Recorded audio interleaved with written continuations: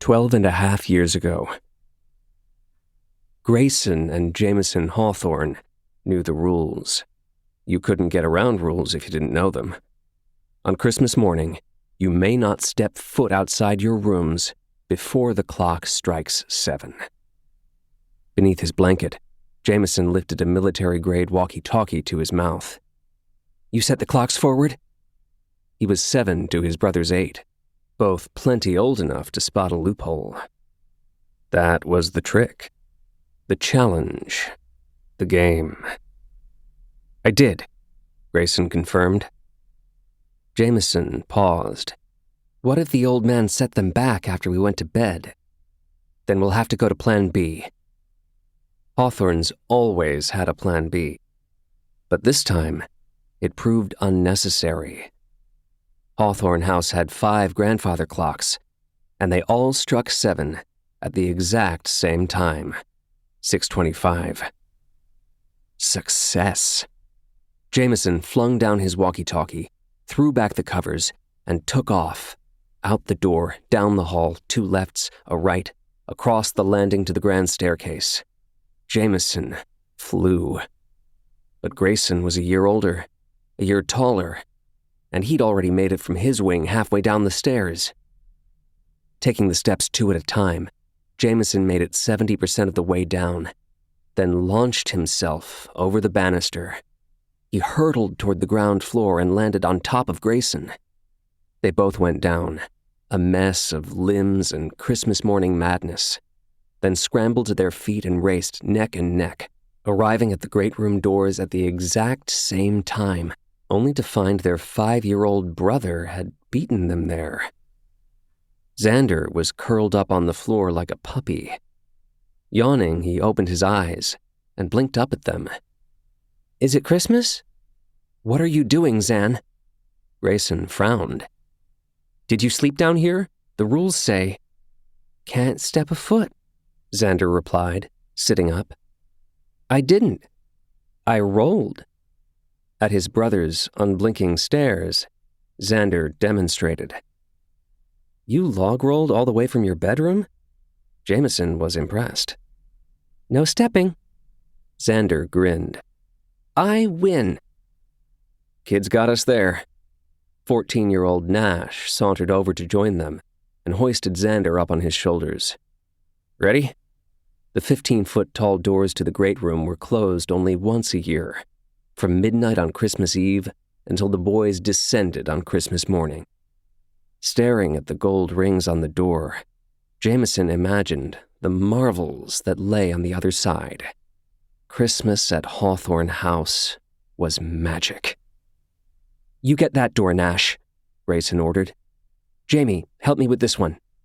Grinning, Jameson locked his fingers around the ring, next to Grayson's. 1, 2, 3, pull! The majestic doors parted, revealing nothing. "It's gone." Grayson went unnaturally still. "What is?" Xander asked, craning his neck to see.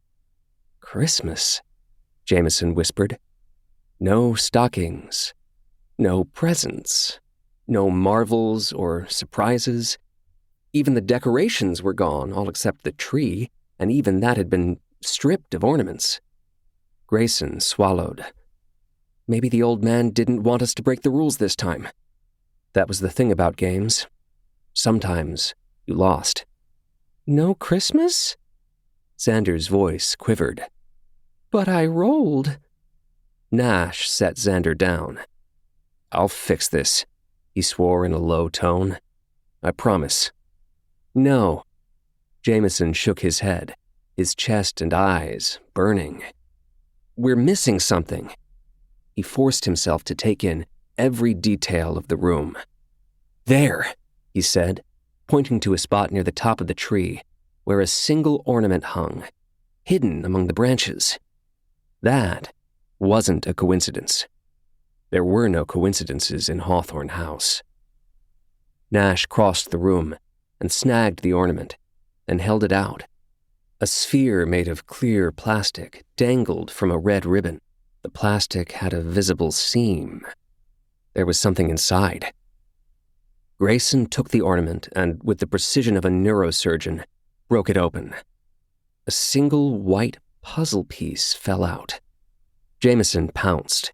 He turned the piece over and saw his grandfather's scrawl on the back. 1/6. 1 out of 6, he said out loud, and then his eyes widened. The other trees. There were 6 Christmas trees in Hawthorne House. The one in the foyer stretched up 20 feet overhead, its boughs wrapped in sparkling lights. The dining room tree was strung with pearls, the one in the tea room bedecked in crystal. Cascading velvet ribbons danced through the branches of an enormous fir on the second-story landing. A white tree, decorated solely in gold, sat on the third. Nash, Grayson, Jameson, and Xander scoured them all, obtaining 5 more ornaments, 4 with puzzle pieces inside. Opening those 4 ornaments allowed them to assemble the puzzle.